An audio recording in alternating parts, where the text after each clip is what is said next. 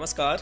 इस वीडियो में हम बात करेंगे ग्रेच्युटी क्या होती है और इसका लाभ कौन ले सकता है और ग्रेच्युटी की सीमा सरकार द्वारा कैसे निर्धारित की जाती है और सेवा समाप्ति और सेवा के बीच में अगर कोई व्यक्ति पद त्याग करता है तो ऐसी स्थिति में उसे कितने प्रतिशत या फिर कितनी ग्रेच्युटी मिलती है और आखिरकार ग्रेच्युटी की गणना कैसे की जाती है। संपूर्ण चर्चा हम इस वीडियो के माध्यम से करने वाले हैं।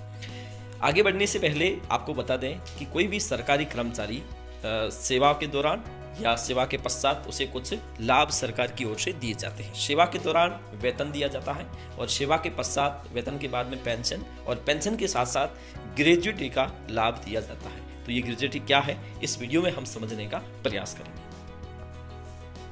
सामान्य अर्थ, ग्रेच्युटी एक अंग्रेजी भाषा का शब्द है जिसका हिंदी में अर्थ होता है उपहार। यानी कि कोई भी कर्मचारी किसी भी कंपनी में, किसी भी संस्था में या फिर कोई भी सरकारी विभाग में कार्य करता है तो उस दौरान उस लंबी अवधि के दौरान उसका कुछ महत्वपूर्ण योगदान होता है। इसी एवज में सरकार ये निर्धारित करती है कि उसके बदले उसे कुछ उपहार के रूप में पैसे दिए जाए ताकि उसकी सामाजिक सुरक्षा सुनिश्चित हो सके। एक एक्ट आया था, पेमेंट टू ग्रेच्युटी एक्ट 1972। उसमें ये परिभाषित किया गया है कि ऐसी कंपनी जिसमें 10 से ज़्यादा सदस्य हो उन पर ये सब नियम है वो लागू होंगे। मतलब जिस स्थान पर या जिस संस्था में, जिस कंपनी में 10 से ज़्यादा कर्मचारी हो उन पर ये एक्ट है वो लागू होता है और उस पर कार्य करने वाले सभी कर्मचारियों को ग्रेच्युटी का लाभ दिया जाएगा। उसमें ये कहा गया है कि कोई व्यक्ति किसी भी संस्था में, किसी भी सरकारी विभाग में, किसी भी कंपनी में लगातार 5 साल तक अगर वो सर्विस करता है तो ऐसी स्थिति में वह व्यक्ति ग्रेच्युटी का हकदार होगा। अब आपको बता दें कि ग्रेच्युटी की सीमा सरकार के द्वारा निर्धारित की जाती है और पिछले वर्ष इसकी सीमा को बढ़ा दिया गया है। ये पहले 10 लाख रुपए थी, अब इसे बढ़ाकर 20 लाख रुपए कर दिया गया। 20 लाख रुपए का मतलब है कि ये इसकी अधिकतम सीमा है। इससे ज़्यादा ग्रेच्युटी का लाभ नहीं दिया जा सकता।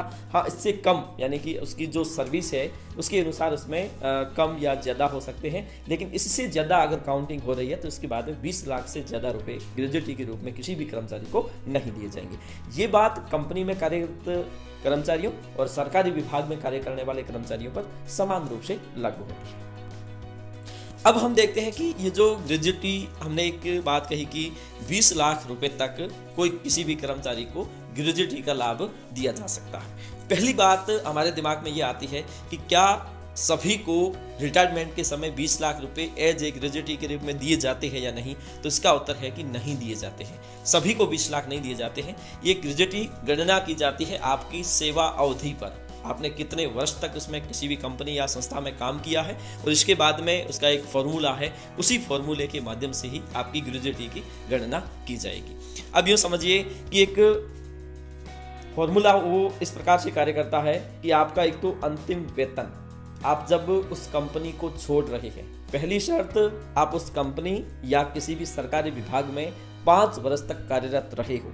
और जब आप उस कंपनी को या सरकारी विभाग को छोड़ रहे हैं या फिर आपकी सेवानिवृत्ति हो रही है तो ऐसी स्थिति में आपका उस समय का अंतिम वेतन कितना था। अंतिम वेतन में आपको ध्यान रखना है कि अंतिम वेतन में बेसिक और महंगाई भत्ता और बेसिक, आपकी बेसिक और डीए दोनों को जोड़कर आपका जो सैलरी बनती है वो क्या है, ठीक है। उसके बाद में गुणा किया जाता है 15/26 इंटू आपने कितने साल तक नौकरी की है, यानी कि आपकी सर्विस कितने साल रही है। अब एक सब चीज़ मानिए कि आपका अंतिम वेतन जब आप उस सरकारी विभाग को या कंपनी को छोड़ रहे हैं, उसके बाद में गुणा किया जाता है ऑब्लिक में 15/26 को, उसके बाद में गुणा किया जाता है आपने कितने साल तक उस संस्था या उस सरकारी विभाग में नौकरी की है, उसका जो योग आएगा वो आपका ग्रेच्युटी होगा। अब जैसे अंतिम वेतन, आपके बेसिक और महंगाई भत्ता, और इसमें दरअसल ये 15 और 26 क्या है इसको हम समझने का प्रयास करते हैं। अब ये जो 26 है ये एक महीने में 26 दिन माने जाते हैं ग्रेच्युटी के नियमानुसार, क्योंकि कोई भी कर्मचारी है वो रविवार के दिन कार्य नहीं करता है तो संडे वहां से निकल जाएगा, 4 छुट्टियां निकल जाएगी और 30 में से 26 दिन की गणना की जाती है, क्योंकि उपहार उसी का दिया जाएगा जिसमें वो कार्य कर रहा है। तो इसमें दिनों की संख्या 15 मानी जाती है और 26 मानी जाती है और एक साल में 15 दिन के आधार पर उसकी गणना की जाती है। तो ये इसका फॉर्मूला है कि अंतिम वेतन इंटू 15/26 गुणा कितने साल की नौकरी की, यानी कि सेवा अवधि। उसके बाद में जो फॉर्मूले के माध्यम से जो गणना निकलेगी वही आपका अंतिम वेतन होगा। अंतिम वेतन नहीं, उसकी वही आपकी ग्रेजुएटी होगी। अब जैसे हम एक उदाहरण के माध्यम से समझने का प्रयास करते हैं। मान लीजिए कोई एक कर्मचारी है, वो अब रिटायर्ड हो रहा है या फिर वो बीच में छोड़ रहा है।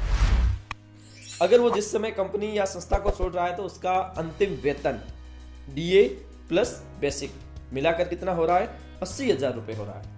और अब जब वो छोड़ रहा है तो तब तक उसने 25 साल तक नौकरी उस संस्था में या फिर उस स्थान पर उसने लगातार 25 साल तक काम किया है, तो उसकी ग्रेजुएटी क्या होगी। तो हम क्या करेंगे, 80,000 गुणा 15/26 गुणा 25, तो ये निकल के आएगा 11,53,846.15 रुपये। ये है वो सर्विस इनकी मानी जाएगी, मतलब सर्विस में प्राप्त होने वाली ग्रेजुएटी। अब एक चीज देखिए कि मान लीजिए कि सरकार ने निर्धारित कर दी है कि 10 लाख रुपए ग्रेजुएटी की अधिकतम सीमा, और इस उदाहरण के माध्यम से हमने देखा कि 11,53,846 रुपए ग्रेजुएटी के रूप में इसको मिल रहे हैं। तो ऐसी स्थिति में इसे सरकार द्वारा निर्धारित अधिकतम सीमा में 10 लाख तक ही मिलती, लेकिन अब ये सीमा बढ़ा दी गई है। अब ये सीमा है वो 20 लाख रुपए कर दी गई है। एक और इसमें दिलचस्प चीज है कि अगर कोई व्यक्ति 5 साल के बाद में सरकारी नौकरी से त्याग पत्र दे दे या फिर एक निश्चित समय के बाद वो रिटायर्ड हो रहा है और उसके बाद में उसकी जो सेवा अवधि है वो अगर मान के चलिए कि 7 साल और 7 महीने हैं, तो ऐसी स्थिति में उसे क्या होगा कि 7 महीने हैं तो इसका मतलब वो 8 साल माना जाएगा, मतलब 6 माह के पश्चात उसका पूरा साल काउंट किया जाएगा। अगर किसी व्यक्ति की जो सेवा अवधि है वो 8 माह और 3 महीने हैं, तो ऐसी स्थिति में उसके जो साल काउंट किए जाएंगे वो 8 वर्ष काउंट किए जाएंगे, न कि 9 वर्ष। तो ये भी इसमें होती है।